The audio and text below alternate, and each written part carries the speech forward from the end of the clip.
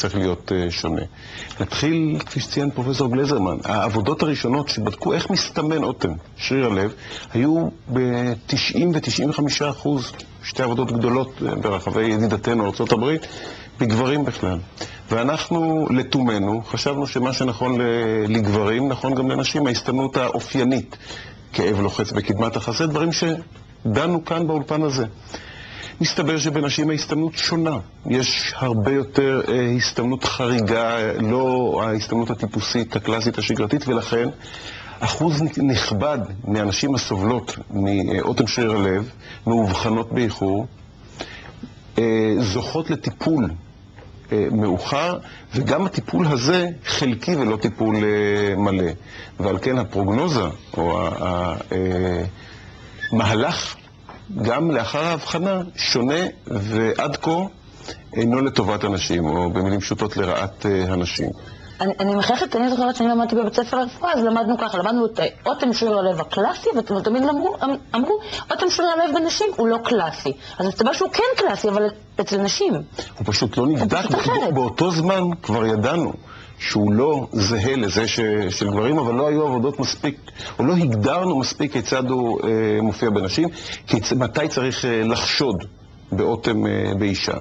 מסתבר גם שוב, בעבודות בארצות הברית, נמצא שנשים שמגיעות כבר לחדר מיון, גם עם הסתמנות של אוטם, ההבחנה מתעכבת. למה? בואו נתחיל קודם כל בסימפטומים. מה כל כך לא אופייני בהם? לא בכולן מופיע כאב אז בקדמת החזה. הכאב, גם כשמופיע כאב, יכול להיות כאב קורן באיברים אחרים, אם זה בלסת, רום הבטן, זרוע, גב. לא תמיד הכאב הוא אז כל כך. לעתים אולי סף הכאב בנשים שונה, והן לא מציינות את זה בצורה הדרמטית שמציינים גברים. השורה התחתונה, לא כל הנשים מופיעות עם סימנים לכאורה אופיינים, ואני מדגיש פה לכאורה אופיינים כמו גברים. גם המודעות של הרופאים, לעתים לאוטם, בעיקר בנשים צעירות, אישה צעירה הרי לא צריכה ללקות בליבה, נחלתם של הגברים הצעירים, ולכן מבטלים אותם לעתים. זה גם שייך לרפואה המגדרית, או שזה פשוט שייך לדעות קדומות? גם לרפואה המגדרית, לגמרי. עצם העובדה שכולנו משתמשים במושג קלאסי. מה זה קלאסי? קלאסי זה דבר שאנחנו רואים אותו כנורמה. ומה זה נורמה? מה שלמדנו בגבר. זאת אומרת, זה שהאישה לא מראה סימנים קלאסיים, התרגום היא לא מראה את הסימנים שלמדנו בגבר. כן. וכמו שפרופסור דנברג אמר, 20% של נשים מופיעות עם סימנים לא קלאסיים. זה לא קלאסי, זה קלאסי אצל האישה. זה קלאסי אצל האישה, רק לא למדנו את זה. רק לא חקרנו את זה מספיק ועד היום. זאת גם הסיבה שנשים שמופיעות עם התקף לב למיון, הסבירות שהיא תשלח הביתה בהבחנה מוטעית היא פי 4 יותר גבוהה מאשר אצל גברים. בגלל שאיכשהו אנחנו הפנמנו שמחלת לב, אוטם שריר הלב, זה מחלה של הגבר. זה נכון, עד גיל המנופאוזה, אז זה למעשה מחלה של הגבר. אחר כך האישה עוקפת ורואה, יותר נשים נפטרות ממחלות קרדיו-וסקולריות, לב וכלי דם, מה שבכל מחלות הסרטן ביחד. כן, אמרנו, פרופסור דנברג כבר הסביר לנו באחת התוכניות שבסופו של דבר נשים וגברים לוקחים בליבם מדביקות את הפער. ועוד איך מדביקות. מדהים. עכשיו רגע, אישה כבר מגיעה למיון עם הסימפטומים, עם הידע של היום, אז על מה משחררים אותה? חושבים שהיא סתם היסטרית? עם התלונות שוב. שהמילה היסטרית זה גם מילה של רחם? היסטריוס זה רחם בסופו של דבר בלטינית? שוב, כאשר לא מבוצעות הבדיקות המתאימות, קל מאוד, או לא קל, אבל קורה לעתים שמתייחסים לאישה כאל, אם זה היסטרית, חרדתית, מייחסים את התסמינים לבעיות בבטן. אמרנו, המעי הרגיז שכיח כל כך בנשים, גם התלונות שבעטיין הגיע באותה עת, גם אם היו לבביות מיוחסות, אם זה למעי, אם זה לבלוטת שלל איברים, וההבחנה מפוספסת. לכן אנחנו אומרים היום בנשים מודעות יתר. ועוד חשד יתר, וכך אנחנו מנחים את עמיתנו בחדר המיון וגם את המתמחים שלנו, ערנות יתר גם לנשים צעירות, גם לנשים בשלל גילים, לא לפספס, לא לוותר על הצעדים ההכרחיים בבדיקות עזר, לא לשחרר כל כך בקלות, גם אם ההסתמנות אינה, שוב, אנחנו חוזרים לאותה מילה קלאסית. כלומר, אישה שהיום תגיע למשל עם בחילות והזעות לחדר מיון, תדריך קרדיולוג צעיר, או אפילו פנימאי, כי זה מי שיקבל אותה. בהחלט.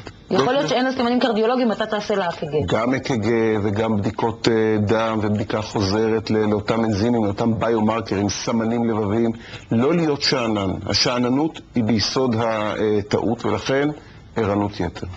אני חייבת להגיד שיש משהו מרגש בזה. אני חושבת שתוך כמה שנים אנחנו עושים כאן שינוי מאוד מאוד גדול בתחום הרפואה. זה אולי אחד הדברים, המהפכות הגדולות ביותר שמתרחשות עכשיו כנגד עינינו. בשקט, אבל בצורה מדהימה. המהפכה חודרת כל תחום ותחום ברפואה. זה כבר לא יהיה בחדר המיון, אם אנחנו נשאר בקרדיולוגיה, אלו הסימנים שיש, אבל שימו גם לב לסימנים שיכולים לכם. אלא כל אחד מאיתנו ידע שיש את המבנה הזה של סימנים, את המבנה הזה של סימנים, ועל שניהם צריך להסתכל באותו ריכוז. אני מתרשמת כאן, אני מאוד מתרגשת כאישה. תודה רבה פרופסור דננברג. בשבועות האחרונים דיברנו כאן לא מעט על קרישי דם, שהם בעצם מה שקורה בלב כשמתרחש אוטם שריר הלב.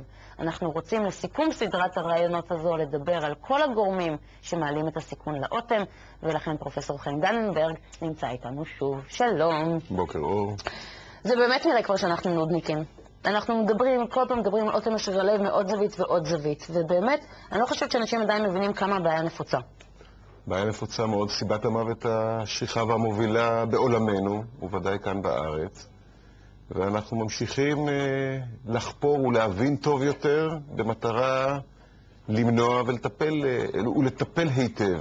ואנחנו לא מצליחים להוריד את השכיחויות? מצליחים היטב. בסך הכל אנחנו רואים ירידה משמעותית, הן בשכיחות אוטם שריר הלב בארץ.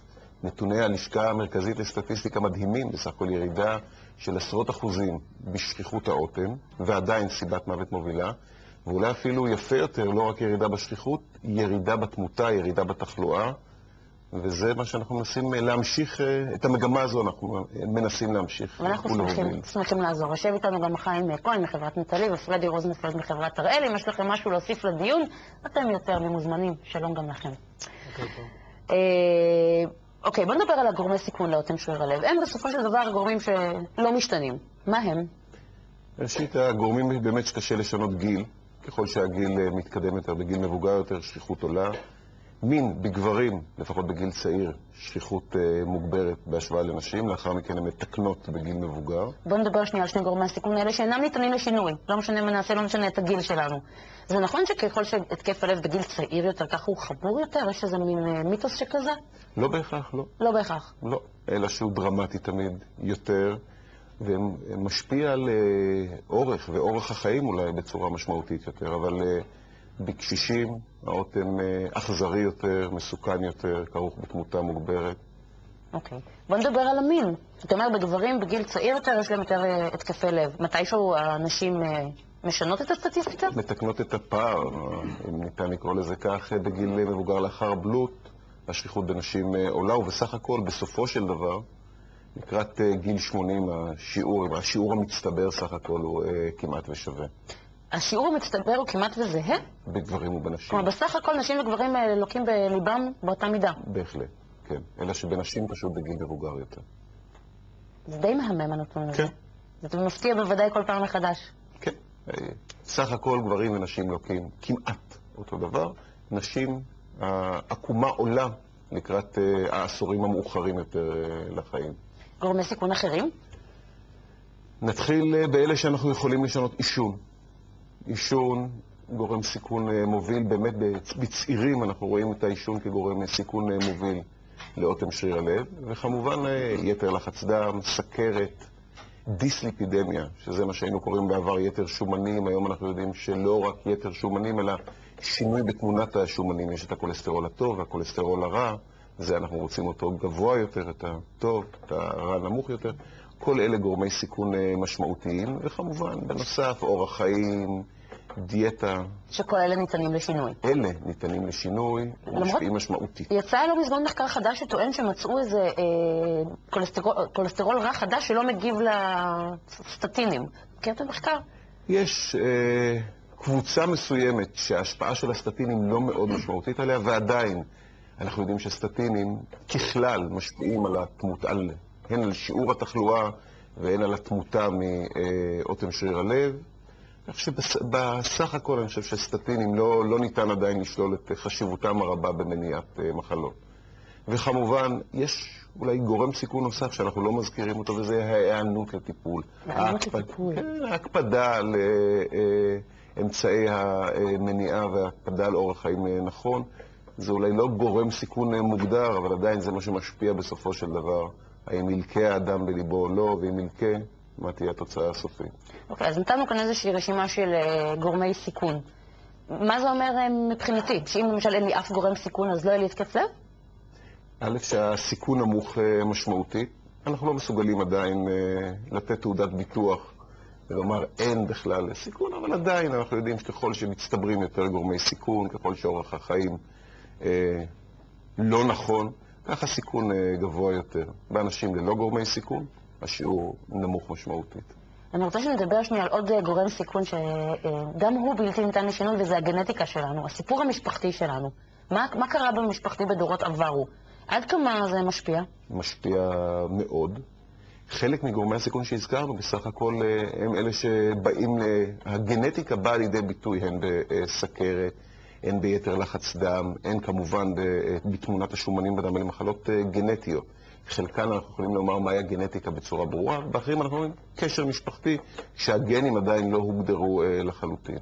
אבל הסיפור המשפחתי גורם משמעותי. כשאני באה לרופא והוא שואל אותי, יש לך מקרים של חולי לב במשפחה? עד איפה רחוק אני צריכה לספר לו? סבא וסבתא או שגם הבני דודים השניים שלי? ראשית, מהי מחלת לב? יש הבדל. הכוונה לרוב היא האם לקו בליבם בהתקף לב, תעוקת חזה. אם סבא עבר ניתוח לתיקון מסתם בעבר או לקה בהפרעת קצב, לא לכך הייתה הכוונה בשאלה. וככל שהקרבה מתרחקת, כך הסיכון יורד. קרבה מדרגה ראשונה, אב, אם, אח, אחות, אם לקו בליבם חלילה, הסיכון גבוה יותר. אוקיי. אלה היו גורמי הסיכון, מה שאפשר לשנות? מה לשנות? תודה רבה, פרופסור דננברג. כן.